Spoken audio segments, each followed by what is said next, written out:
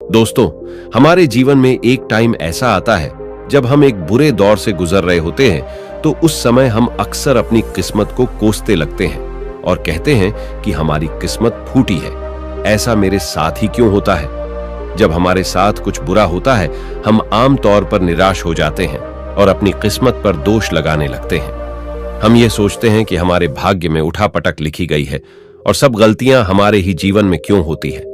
हमें लगता है कि हमारे पास सही चीजों की कमी है, जिसके कारण हम अपने लक्ष्य को हासिल नहीं कर पा रहे हैं। कितनी बार हमने बहुत सी चीज बस ये कहकर छोड़ दी है कि किस्मत में होगा नहीं तो मुझे मिलेगा कैसे। हम तो अपने आप को यहां तक तसल्ली दिला देते हैं कि इसमें मेरा दोष था ही नहीं, मैं और करता भी तो क्या। ऐसे विचार आपके मन में भी आते हैं तो यह कहानी आपके लिए है।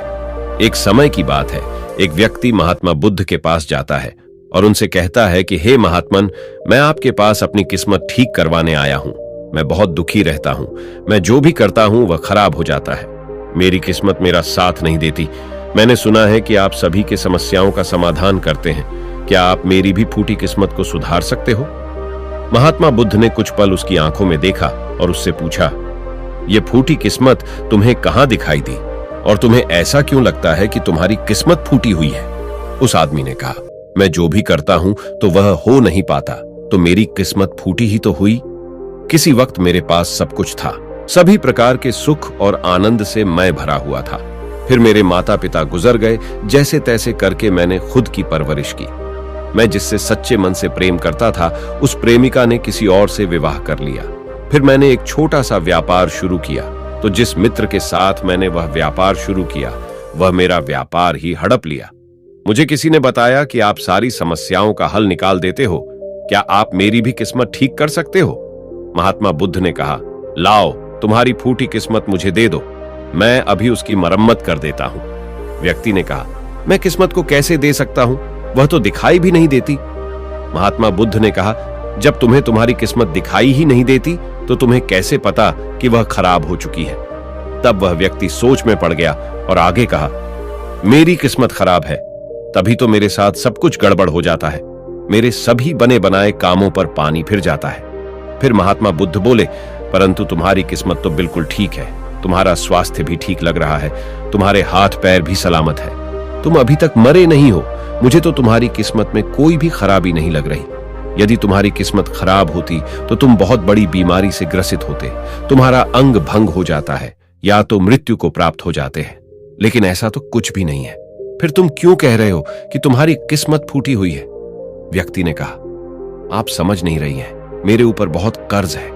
लोग रोज मेरे घर धमकाने आते हैं, जिससे मैंने कर्जा लिया है। वह मुझे मारने तक की धमकी देते हैं। मेरा घर भी उन्होंने छीन लिया है और अभी भी मेरे पीछे पड़े हैं। तो ऐसे में मैं कैसे कह सकता हूं कि मेरी किस्मत अच्छी है? महात्मा बुद्ध ने विचारपूर्वक कहा, यह तो समस्या गंभीर है। व्यक्ति ने उदासीनता के साथ कहा, मैं बड़े दुख से गुजर रहा हूं। तब महात्मा ने कहा, लेकिन तुम्हारी किस्मत बहुत अच्छी है कि तुम जीवित हो इस दुख का सामना करने के लिए, और इस जीवन से ही तुम अपनी समस्याओं का समाधान कर सकते हो। व्यक्ति ने कहा, बुद्ध, आप नहीं समझ रहे हो। तब महात्मा बुद्ध ने उससे कहा, समझ तुम नहीं रहे हो, आओ मेरे साथ। महात्मा बुद्ध उस व्यक्ति को अपने साथ पास वाली नदी के किनारे ले जाकर कहा, यह देखो इस बहती नदी को। इस नदी में अगर मैं एक पत्ता गिरा देता हूं तो तुम मुझे बताओ, यह पत्ता किस दिशा में जाएगा? व्यक्ति ने कहा, पत्ता तो नदी के बहने के साथ नदी के दिशा में ही जाएगा। बुद्ध ने कहा, बिल्कुल सही। अब बताओ, पत्ते की किस्मत किसके हाथ में है? व्यक्ति ने कहा, इस पत्ते की किस्मत नदी के हाथ में है, वह जहां चाहे इसे ले जा सकती है। तो महात्मा बुद्ध ने कहा, लेकिन पत्ता अभी तो मेरे हाथ में है, मैं चाहूं तो इस नदी में डाल सकता हूं या चाहूं तो नहीं। व्यक्ति ने कहा, तो फिर इसकी किस्मत आपके हाथों में है, आप जहां चाहे इसे डाल सकते हैं। महात्मा बुद्ध ने कहा, लेकिन इस पत्ते की किस्मत मेरे हाथ में नहीं है। मैं जितना भी चाहूं इस पत्ते को सूखने से नहीं रोक सकता, यह सूख ही जाएगा और मर जाएगा। जब तक यह पेड़ पर था, यह हरा था, इसे ऊर्जा मिल रही थी, लेकिन अब यह पेड़ से अलग हो गया है। अब बताओ, इस पत्ते की किस्मत अच्छी है या बुरी? व्यक्ति ने कहा, अब तो इसकी किस्मत बुरी है, क्योंकि अभी अपने पेड़ से अलग हो गया है और ज्यादा दिन जीवित भी नहीं रह पाएगा, धीरे धीरे सूख जाएगा। महात्मा बुद्ध ने कहा, अभी यह मरा नहीं है, अभी भी है, जीवित है।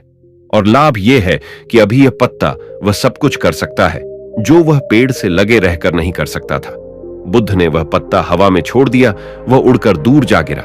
तब बुद्ध ने कहा, देखो, पेड़ पर रहकर भी कभी इतनी दूर नहीं जा सकता था।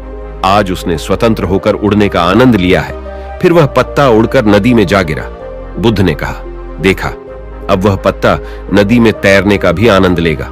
और अगर तुम ध्यान से देखो तो यह पत्ता कितने ही छोटे छोटे जीवों को अपने ऊपर बिठाकर नदी के एक किनारे से दूसरे किनारे पहुंचा रहा है।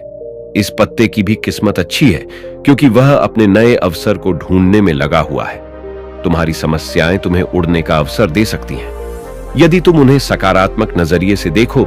उस आदमी ने वहां खड़ा होकर महात्मा बुद्ध के बातों पर विचार किया। धीरे धीरे उसने पूरी कहानी के पीछे छिपे गहरे अर्थ को समझना शुरू किया।